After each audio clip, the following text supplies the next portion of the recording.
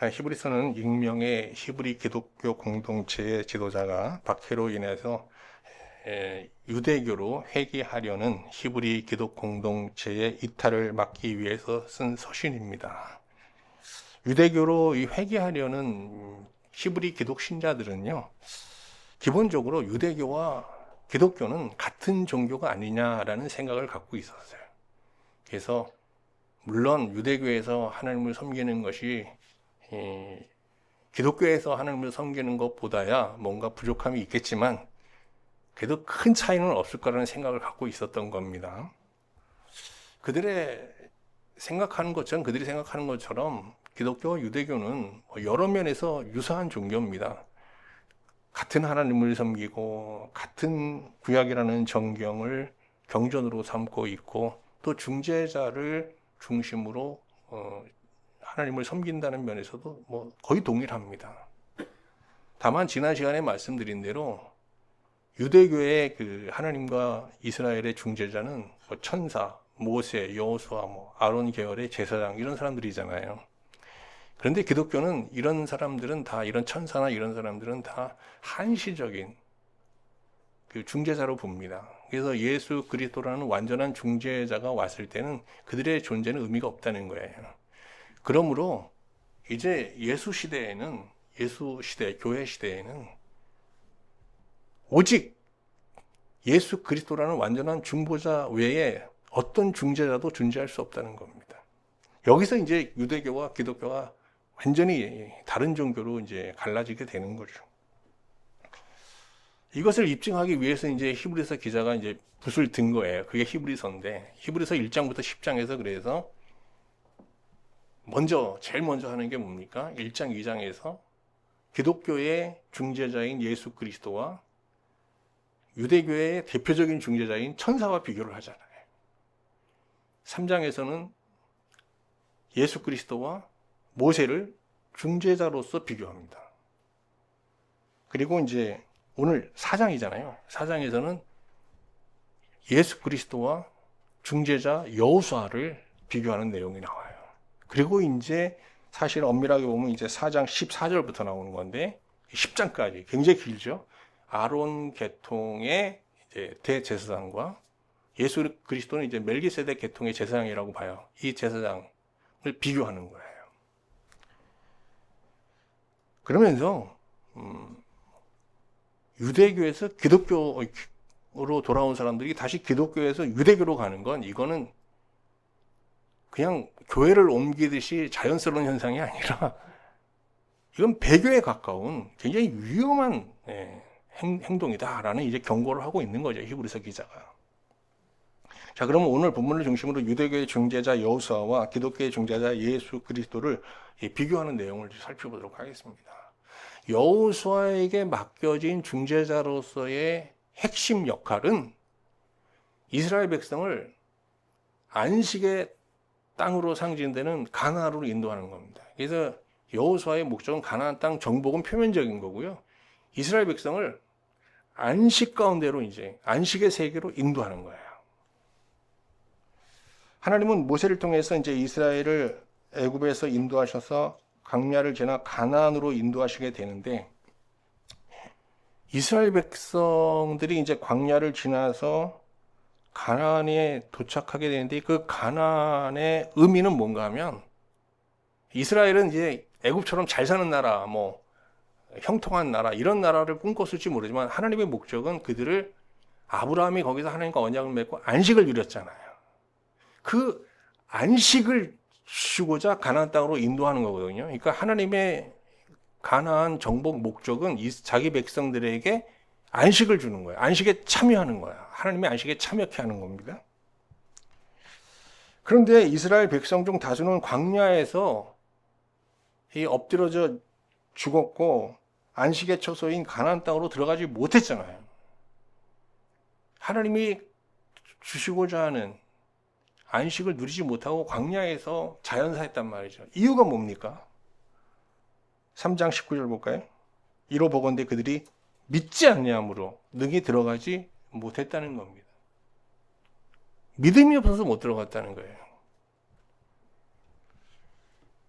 그러면 히브리서 기자가 얘기하는 이 안식이라는 거는요, 아주 간단합니다. 하나님의 말씀을 듣고 믿음으로 반응하면, 믿음으로 온전히 받아들이면 다 안식에 들어갈 수 있어요. 근데 이들이 믿지 않았다는 건 뭘 믿지 않은 거예요? 하나님과 하나님의 말씀을 믿지 않고 받아들이지 않았다는 겁니다. 그래서 어떻게 해요? 안식의 땅을 눈앞에 두고도 광야에서 자연사하고 말았다는 것이죠. 그러면 우리 신자들은 어떨까요? 여러분 안식에 들어가셨나요? 안식을 바라보는 안식의 여정 가운데 계신가요? 히브리서 기자는요, 이 안식이 우리의 신앙과 불신앙을 판단하는 증거의 판단의 기준이 되야 된다고 말하고 있어요. 한번 볼까요? 4장 1절 말씀 볼게요. 그러므로 우리는 두려워할지니 그의 안식에 들어갈 약속이 남아 있을지라도 너희 중에는 혹 이르지 못할 자가 있을까 함이라. 우리가 왜 복음을 믿고 왜 예수를 믿어요? 그 복음이 안식이라는 구원을 약속하고 있기 때문이에요. 그게 우리 앞에 있어요. 근데 어떤 신자는 믿어서 들어가고 어떤 사람은 못 들어갈 수도 있다는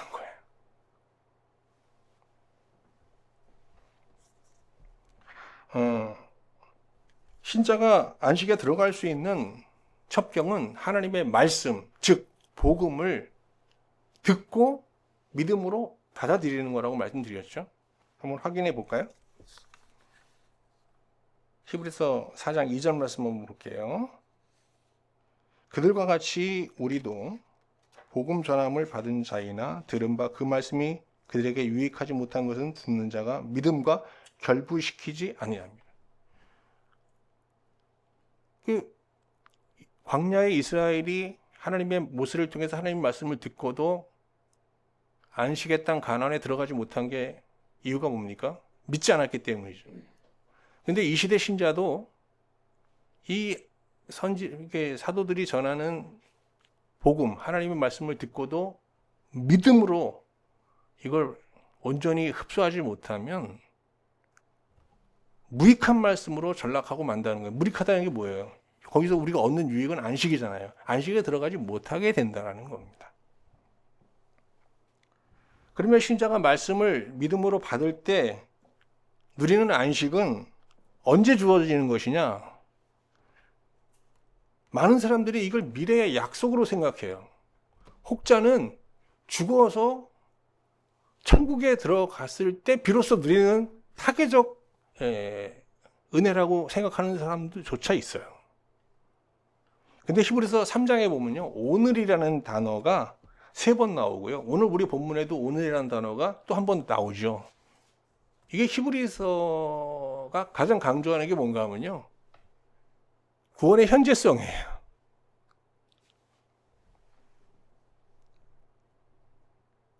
신자가 말씀을 믿을 때 주어지는 안식의 구원은 약속으로 주어지는 미래의 은혜가 아니라, 미래의 구원이 아니라 오늘이라는 시간 속에서 직접 누릴 수 있는 현재적 구원이다. 이게 이제 히브리서 기자가 외치는 핵심 메시지예요. 그래서 4장 3절 전반절을 한번 보세요. 이미 믿는 우리들은 저 안식에 들어가는도다. 근데 여기서 안식을 저 안식이라고 그래요. 이 거리가 있죠, 좀? 히브리서 기자가 볼 때 지금 유대교로 회귀하려는 이 히브리 공동체는 안식에 들어왔다는 거예요, 못 들어왔다는 거예요? 이 안식에 참여하고 있다는 겁니까? 참여하지 못하고 있다는 겁니까? 아직 참여하지 못하고 있는 거예요. 그래서 어떻게 해요?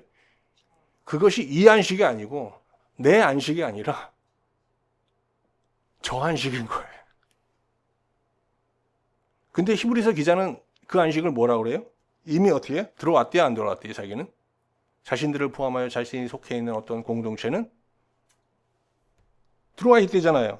이미 믿는 우리들은 저 안식에 들어가는도다. 들어갔다는 거예요. 들어와 있다는 거예요. 근데 그들에게는 아직 그들의 앞에 있는 저 안식으로 남아 있는 거죠. 하나님께서 세상을 창조하시고 제7일에 안식하시면서 하나님의 형상대로 지음받은 모든 사람을 안식에 초대하시고 초청하셨거든요. 4장 4절 말씀 한번 보세요. 제7일에 과연은 어딘가에 이렇게 일렀으되 하나님은 제7일에 그의 모든 일을 쉬었다 하였으며 그랬어요.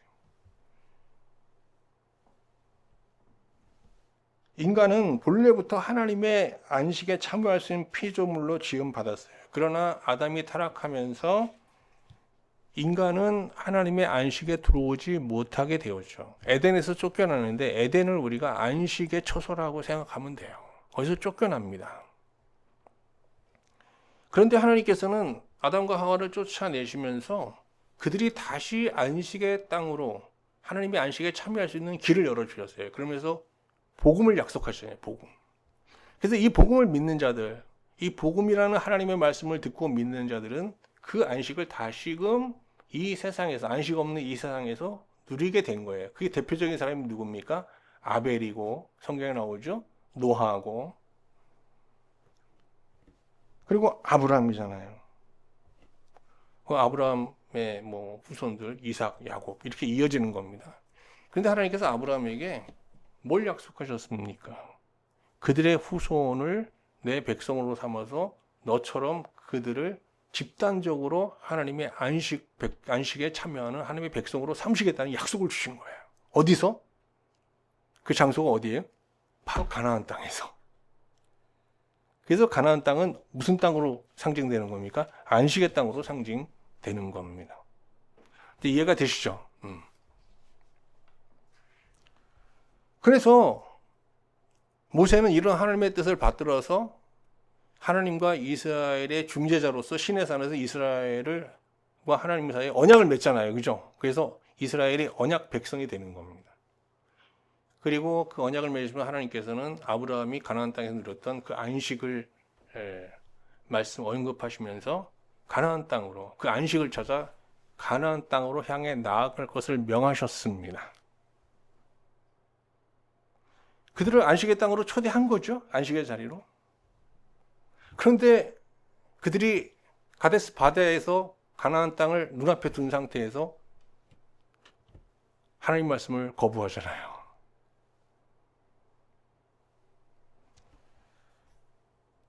그 결과로 그들은 안식의 땅으로 상징되는 가나안 땅에 들어가지 못하고 광야에서 자연사하게 된 겁니다. 히브리서 4장 6절 말씀 한번 같이 보겠습니다. 그러면 거기에 들어갈 자들이 남아있거니와 복음 전함을 먼저 전함을 받은 자들은 순종하지 아니함으로 말미암아 들어가지 못하였다. 이 사람들은 하나님의 말씀을 받았어요. 이걸 믿고 갔으면 돼요. 근데 왜 들어가지 못하고 왜 안식을 눈앞에 두고 왜 자연사이냐는 거예요. 하나님의 말씀을 듣고도 불순종하고 믿지 않았기 때문입니다. 이에 여호수아는 출애굽 2세대를 이끌고 가나안 땅으로 들어갑니다. 가나안 땅에 들어가서 그들이 가장 우선적으로 구해야 될 게 뭡니까? 하나님의 신정 국가를 세우고 그 안에서 전 세계를 통치하고 다스리는 제국을 건설하는 게 아니잖아요. 뭘 구해야 돼요? 안식, 아브라함, 그들의 조상 아브라함이 이 땅에서 하나님과 언약을 맺으면서 그 누렸던 그 안식을 구했어야 되는 거 아니겠어요? 그런데 여호수아는 가나안 정복에는 성공했지만 가나안 땅에서 이스라엘 백성들을 안식의 자리로 인도하는 데는 실패했습니다. 중재자로서의 역할을 절반은 성공하고 절반은 실패한 거죠. 아니, 엄밀하게 보면 완전히 실패한 거죠. 왜? 안식을 주지 못했으니까. 그 증거는 뭐냐? 가나안 땅은 안식의 땅이 돼야 되는데 이후에 등장하는 모든 선지자들이 계속 자기 그 이스라엘 백성들을 향해서 도래할 안식을 계속 예언해요. 그러면 아직 가나안 땅에 안식이 있다는 거예요, 없다는 거예요? 없다는 거잖아요. 이런 선지자들의 말들이 여호수아가 중재자로서의 사명을 제대로 수행하지 못했음을 이제 실패했다는 것을 방증하고 있는 거죠. 그래서 4장 8절 9절에서 히브리서 기자가 이렇게 말합니다. 만일 여호수아가 그들 앞에서 안식을 주었더라면 그 외에 다른 날을 말씀하지 아니하였으리라. 선지자들이 다른 날을 얘기하지 않았을 거라는 겁니다. 그런즉 안식의 때가 하나님 백성에게 남아있도다. 아직 이스라엘에게 이 안식은 미래의 은혜로, 미래의 구원으로 남아 있는 거예요. 현재가 돼야 되는데. 왜? 여호수아가 중재자로서의 역할을 실패했기 때문에. 그러나 가나안 땅에 거주하는 이스라엘 백성들이 모두 다 안식의 땅에서 안식을 누리지 못하면서 하나님을 섬긴 것은 아니었어요. 성경에 보면 남은 자들이라고 있잖아요. 남은 자들. 남은 자들은 이스라엘 땅에서 다수의 사람들이 누리지 못하고 저 안식으로만 바라보고 있던 그 안식을 오늘 현재라는 시간 속에서 누리고 있었던 겁니다. 그 대표적인 사람이 누구냐? 다윗입니다.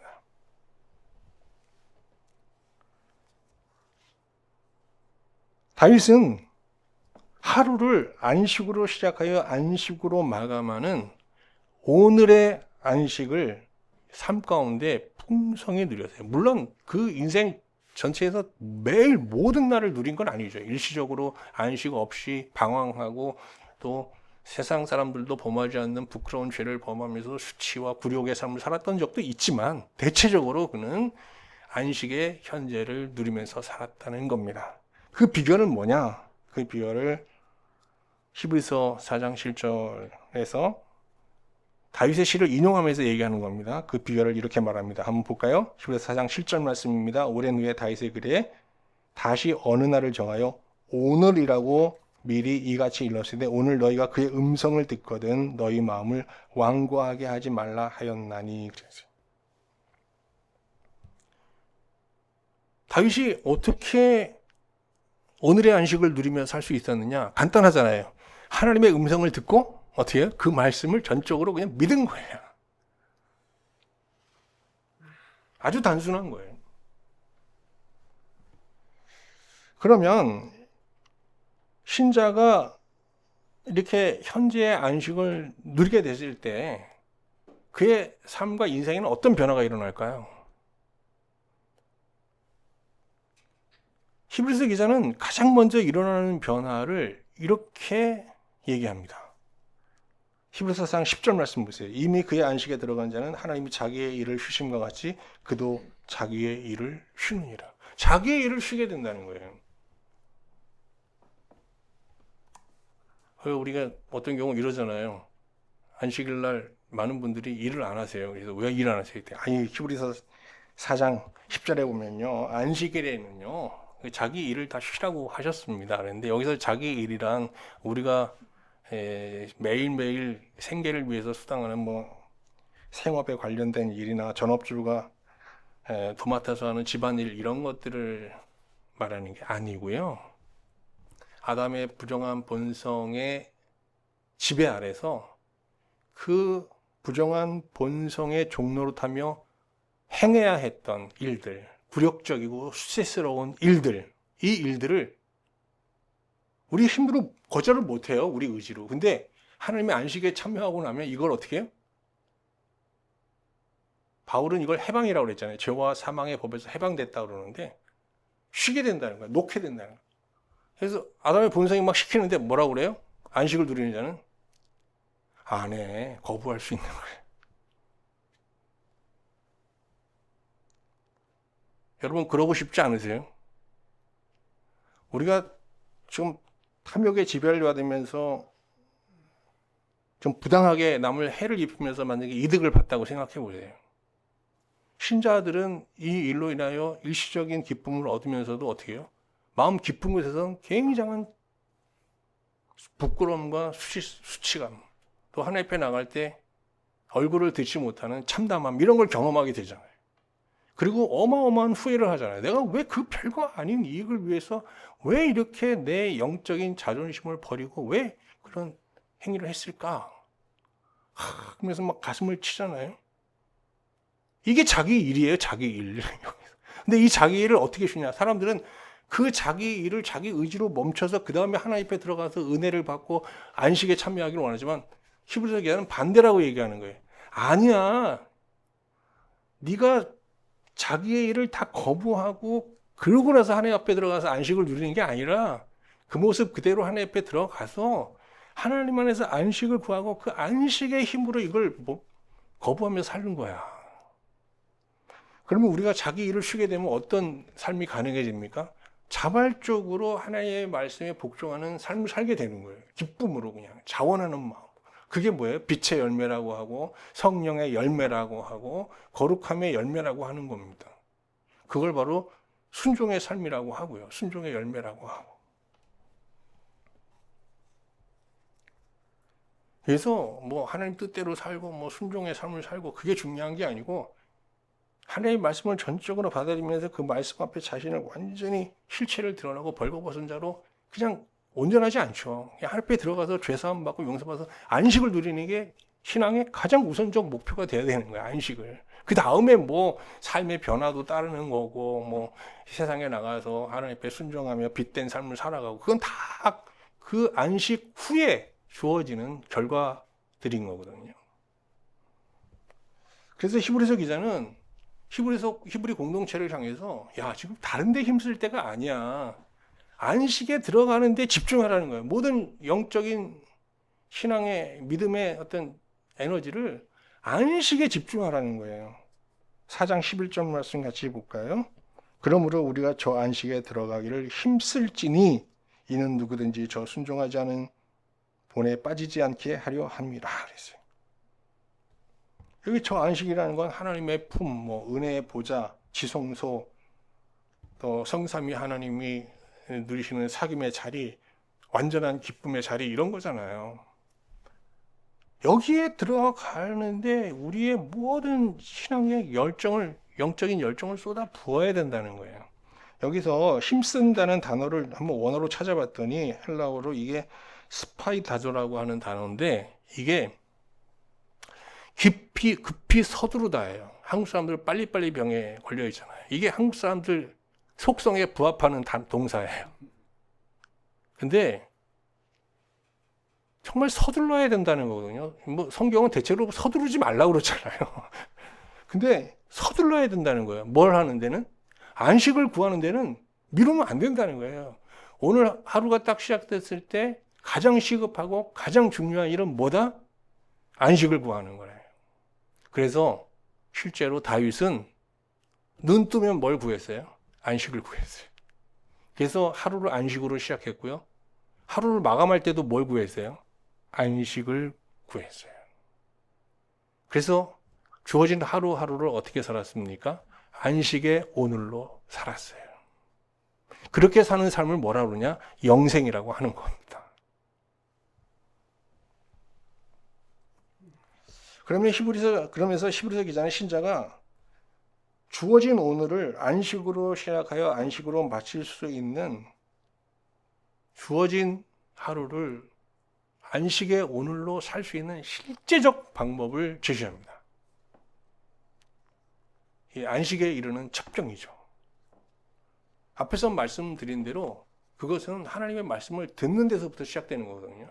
근데 여기서 히브리서 기자가 말하는 하나님의 말씀은 천사를 통해서 듣는 하나님의 말씀이나 모세나 뭐 아론을 통해서 듣는 하나님의 말씀이 아니라 예수 그리스도를 통해서 하시는 하나님의 말씀, 즉 복음이에요. 한번 우리가 앞에서 확인해 봤지만 1장 2절 말씀 볼까요? 이 모든 날 마지막에는 아들을 통하여 우리에게 말씀하셨으니 이 아들을 만유의 상속자로 세우시고 또 그로 말미암아 모든 세계를 지으셨다 그랬는데요. 신약 시대에 우리가 들어야 할 하나님의 말씀은 바로 예수 그리스도 아들을 통하여 선포하시는 하나님의 말씀이라는 거예요. 그래서 제가 구약 성경을 설교할 때도 구약 성경을 쭉 설교하다가 꼭 마지막은 어떻게 하죠? 신약으로 재해석하여 설교를 마무리 졌잖아요. 그 이유를 아시겠죠? 우리가 만약에 이사야 말씀을 그대로 봤으면 우리가 이사야가 선지자를 통해서 하시는 하나님의 말씀을 듣는 거예요. 그 말씀도 하나님의 말씀임이 분명하고 하나님의 말씀으로서의 능력을 갖고 있지만 신약 시대는 그 말씀을 어떻게 해요? 다시 예수 그리스도가 하시는 말씀으로 재해석하여 받아들일 수 있어야 되는 거예요. 그러면 예수 그리스도를 통해서 하신 말씀, 복음은 천사와 모세를 통해 하신 말씀과 어떤 차이가 있을까요? 모두 다 하나님 말씀인데 차이가 있다는 거예요. 어떤 면에서 차이가 있다는 겁니까? 히브리서 기자는 이렇게 말합니다. 말씀의 예리함과 그 말씀이 갖고 있는 능력, 에너지에 있어서 비교가 안 될 정도로 차원을 달리하는 큰 차이가 있다는 거예요. 그럼 예수 그리스도를 통해서 듣는 하나님의 말씀, 복음은 얼마나 이게 예리하냐. 한번 볼까요? 4장 12절. 하나님의 말씀은 살아있고 활력이 있어 좌우의 날선 어떤 것보다 예리하여. 이 말씀이 칼이 돼서 혼과 영을 쪼갭니다. 혼과 영이라는 건 우리의 뭐라고 말씀드렸죠? 우리의 신앙, 하나님과의 관계, 이걸 다 쪼개는 거거든요. 너 정말 하나님을 사랑하는 거야? 너 정말 하나님 우선주의로 사는 거야? 이걸 다 쪼개는 거예요, 말씀으로. 그래서 거기서 우리가 안에 숨겨져 있는 거짓들을 다 드러내는 겁니다. 그 다음에 관절과 골수라는 건 행위거든요. 우리가 하나님을 위해서 하는 행위라는 거. 그거 정말 너 하나님을 위해서 하는 행위야? 다 쪼갭니다. 그러면 이게 태반이 나를 위해서 한 일이네? 이렇게 나오겠죠. 마음과 생각까지 또 쪼개요. 이게 여기까지 들어가면 안 되잖아요. 근데 우리의 마음 깊은 것을 막 헤쳐 들어옵니다. 너 지금 아담의 본성으로 하나님을 섬기고 있는 거 아니야? 이런 식으로 파고 들어오는 겁니다. 예수 그리스도가 선포하는 하나님의 말씀은 정말 칼과 같이 예리하고 강력한 에너지를 담지하고 있는 정말 살아있는 말씀이에요. 그러니까 이게 살아있다는 게 뭐예요? 하나의 생명체와 같다는 거예요. 그러니까 히브리서 기자는 하나님 말씀을 사실을 뭐로 보는가 하면 하나님 말씀은 그냥 하나님의 뜻을 잘 정리해 놓은 고정체와 같은 교리집이나 뭐 진리 수록집이 아니라 이거는 그냥 살아있는 말씀이다. 이건 뭐야? 하나님 자체다라는 거예요. 한번 따라해봅시다. 하나님 말씀은 하나님 자체다. 하나님 자체다. 이거 꼭 기억해야 돼요. 이 명제가 너무 중요한 거예요. 우리가 그러면 하나님 말씀을 언제 어떻게 묵상해야 되냐? 이 말씀이 어떻게 될 때까지? 하나님으로 느껴질 때까지 묵상해야 돼요. 그렇게 됐을 때 여기에 기록된 여기서 이 말씀을 묵상하는 건데 뭐가 들리냐? 하나님의 말씀이 음성이 되는 거예요. 이 객관적 말씀이잖아요, 이거는. 근데 이게 음성이라는 건 주관적인 거잖아요. 하나님 나에게 개인적으로 주시는 말씀으로 들린다는 거예요. 그래서 여기 보면 오늘이라는 단어, 음성이라는 단어가 많이 나오잖아요, 히브리서에. 이게 이제 어떻게 우리가 하나님의 말씀을 묵상하고 그 말씀을 어떻게 믿음으로 받아들여야 되는지를 아주 잘 보여주는 아주 중요한 표현들이에요. 근데 우리가 말씀을, 이렇게 하나님의 말씀을 묵상할 때 이 하나님의 말씀이 바로 안식으로 오지 않는다는 데 문제가 있어요. 이 말씀이 앞에서도 얘기한 대로 안식으로 오는 게 아니라 칼처럼 예리하게 내 내부를 막 해부하면서 들어오거든요. 해체시키거든요. 내 생각과 마음과 행위까지 다. 여기서 우리는 엄청난 고통을 경험하게 됩니다. 루돌프 오토라는 이 신학자가 이런 경험을 뭐라고 그랬냐면 두렵고 떨림의 고통스러운 체험이라고 했어요. 근데 이 과정을 거쳐야 된다는 거예요. 자, 말씀 묵상은 어떻게 시작된다? 두렵고 떨리는 고통스러운 체험으로부터 시작된다는 거예요. 이거 말씀을 보는데 막 고통스러운 거예요. 근데 우리가 이렇게 말씀 앞에 완전히 자신이 폭로당하는 당에서 두렵고 떠는 자로 나갔을 때 하나님께서 우리를 돌보셔요. 그게 이제 여기서 또 반전이 일어나는 거예요. 이게 요절이죠. 아주 중요한 구절인데 이사야 66장 2절 말씀, 나 여호와가 말하노라 내 손이 이 모든 것을 지었으므로 그들이 생겼느니라. 무릇 마음이 가난하고 심령에 통회하여 내 말을 듣고 떠는 자, 그 사람은 내가 어떻게 하겠다? 돌보겠다. 그래서 이 말씀 안에서 이렇게 두렵고 떨리는 경험을 하던 이 신자는 갑자기 하나님의 위로를 받고 하나님의 어떤 죄사함의 은혜, 하나님의 무한한 사랑 이런 걸 갑자기 경험하게 되면서 이게 심령의 변화가 일어나는 거예요. 어마어마한 신비한 체험이죠.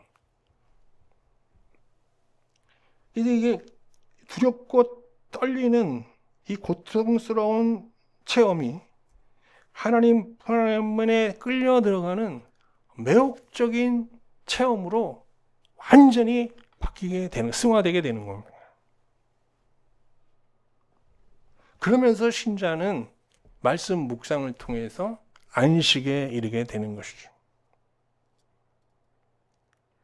이렇게 누리는 안식이 바로 하나님께서 창세전 성삼위 하나님과 누렸던 하나님의 안식이고, 하나님께서는 6일간 창조를 창조하시고 제7에 쉬시면서 누렸던 바로 그 안식이고, 아담과 하와가 타락 전에 하나님의 피조물로서 하나님과 교제하며 누렸던 바로 그 안식인 거예요.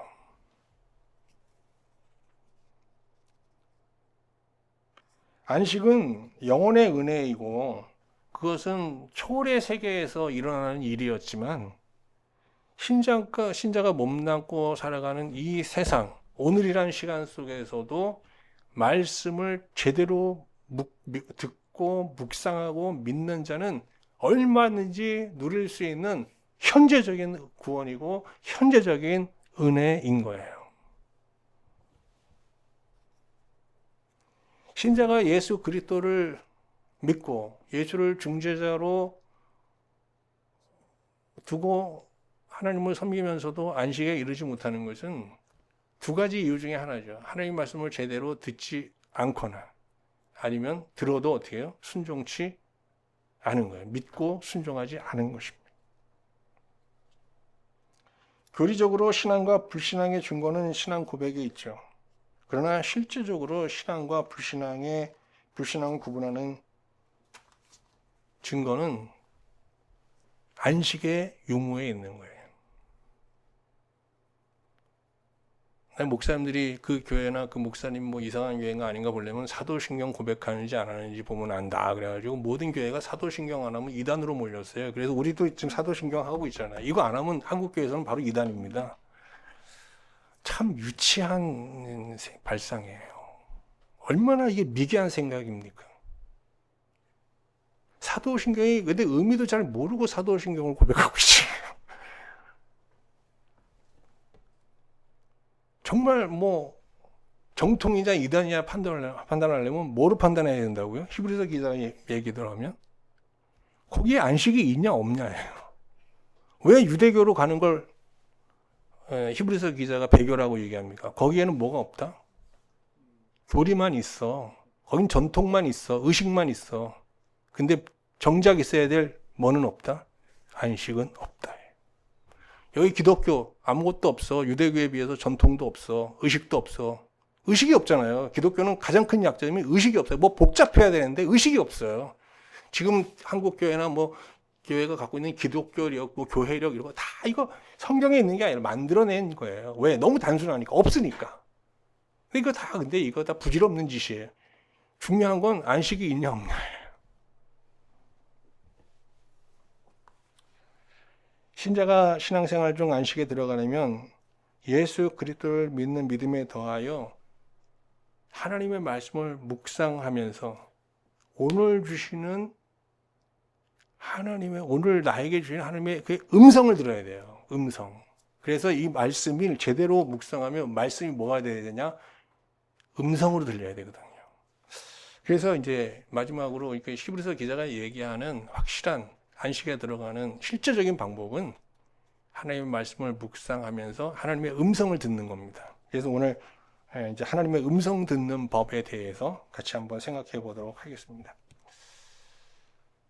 2차 대전 후 기독교 신앙의 조류는 감정과 이해, 체험 중심으로 확 넘어갔습니다. 그전에는 교리였거든요. 근데 이제 2차 대전 이후에는 사람들이 이제 그 교리 중심으로, 신조 중심으로 하나님을 섬기던 신앙에 염증을 낸 거예요. 그래서 이제 감정, 체험, 이게 엄청나게 강조되기 시작했습니다. 그 영향을 받아서 교회에는 하나님의 음성 듣기라는 그런 새로운 영적 풍토가 막 유행처럼 번져나갔습니다. 예수 전도단의 로렌 커닝햄은 무려 20가지 하나님의 음성 듣기 방법을 제시하면서 음성 듣기 세미나와 실제적인 수련회도 하고 그랬어요. 우리나라도 한번 난리 났었죠. 사람들이 그래서 이 하나님의 음성 듣는 법 훈련한다고 직장 그만두고요. 사업 다 뒤로 밀어놓고요. 실제로 여기 들어가서 아무것도 없이 무전으로 여행 떠나잖아요. 그리고 어떻게 해요? 그냥 하나님의 음성만 들으면서 임종하잖아요. 저 제주도에 있을 때 하나님의 음성 듣고 왔다는 사람들 여러 팀 만났습니다. 근데 그들과 교제하면서요. 참 굉장히 신령한 공동체로 봤어요. 같이 얘기하고 교제하는데요. 거칠 얘기 표현해서 죄송합니다. 제가 딱 느낀 거는 그냥 미친 사람들이었어요. 정신 나간 사람들이었어요. 신앙이 사람을 그렇게 만들 수 있고. 근데 여보 거기 화가도 있고요. 거기 사업가도 있어요.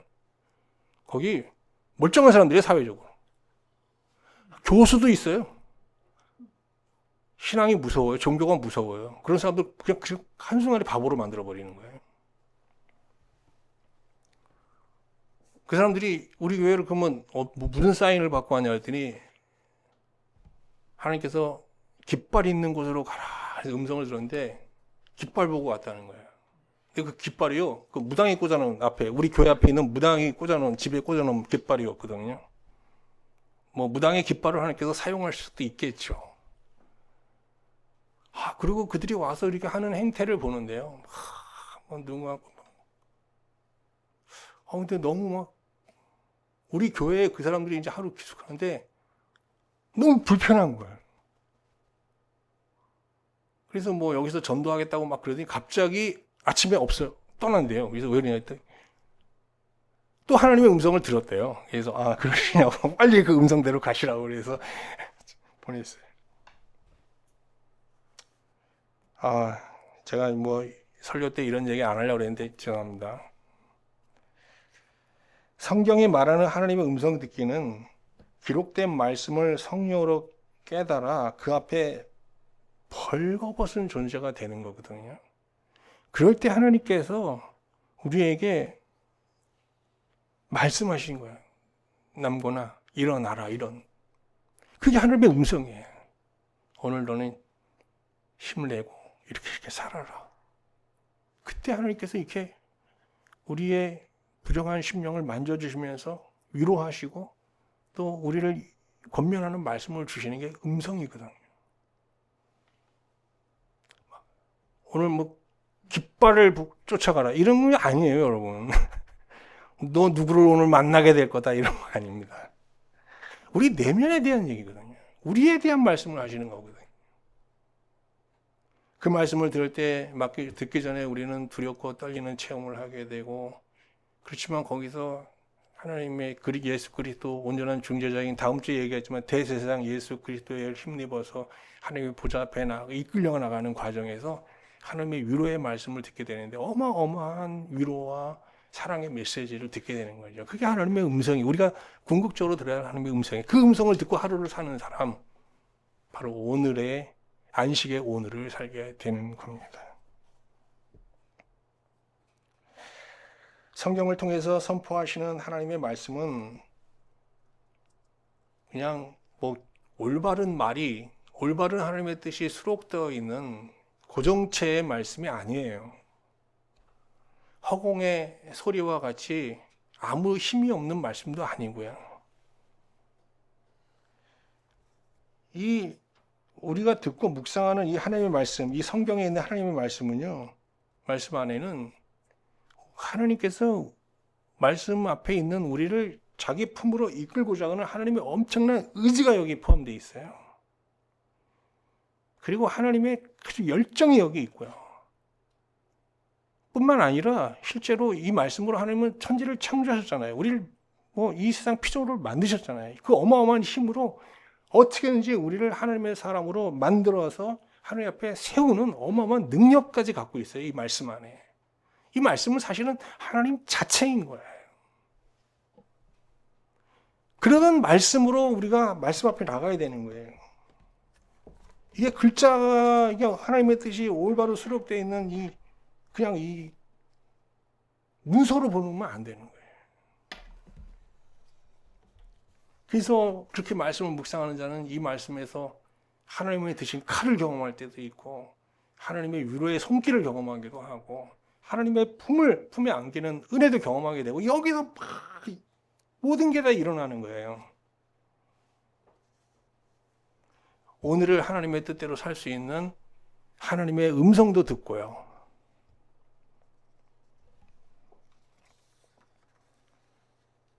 아무쪼록 이 한 주 우리 앞에 있는 이 성경에 있는 하나님의 말씀을 하나님 자체로 여러분 여기시면서 이 말씀 앞에서 하나님 앞에서 자신을 돌아보고 하나님의 말씀을 묵상하는 가운데 이 한 주도 오늘 주시는 하나님의 음성을 듣고 안식으로 시작하여 안식으로 하루를 마감하는 오늘의 안식을 영위하는 여러분과 제가 될 수 있기를 주님의 이름으로 축원합니다.